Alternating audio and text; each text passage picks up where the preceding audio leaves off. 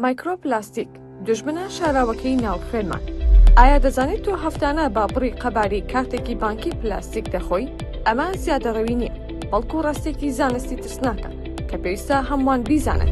مایکرۆپلاستیک پارچە پلاستیکێکی زۆر وردن کە قەبارەیان لە 0.05 ملیمەتر کەمترە. ئەمانە لە ئەنجامی شیبوونەوەی بوتڵ و کیسەی نایلۆن و کەلوپەلی پیشەسازیەوە دروست دەبن و ئێستا گەیشتنێتە ناو هەموو جێیەک. ئەمە زەنگێکی مەترسیدارە و تیمی توێژەران لە چەندین وڵات دۆزینەوەی شۆکەریان ڕاگەاندووە. بۆ یەکەم جار مایکرۆپلاستیک لە ناو خوێنی مرۆڤدا دۆزرایەوە. ئەمەش واتە دەتوانێت بۆ هەموو ئەندامانی جەستە بگوازرێتەوە. لە ناو ماسی، خوێی چێشت، تەنانەت ئاوی ناو بوتڵە پلاستیکەکانیش بوونیان هەیە. هەروەها ئەم تەنۆرکە وردانە لە ڕێگەی هەواوە دەچنە ناو سیەکان و دەبنە هۆی هەوکردنی درێژخایەن. بۆ پاراستنی تەندروستی خۆمان و نەوەکانی داهاتوو پێویستە ئەم هەنگاوانە بنرێت. یەکەم، کەمکردنەوەی پلاستیک، بەکارهێنانی بوتڵی شوشە و کیسەی قوماش لە بری نایلۆن. دوو، پیشەسازی خۆراک، شارخستنە سەر کۆمپانیەکان بۆ بەکارهێنانی پاکێجی دۆستی ژینگە.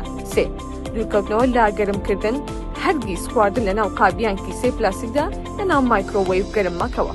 پلاستیک تەنها ژینگە تێک نادات، بەڵکو ئێستا بۆتە بەشێک لە پێکهاتەی جەستەمان. کاتی ئەوە هاتووە بڕیارێکی بوێر بدەین بۆ کەمکردنەوەی بەکارهێنانی پلاستیک.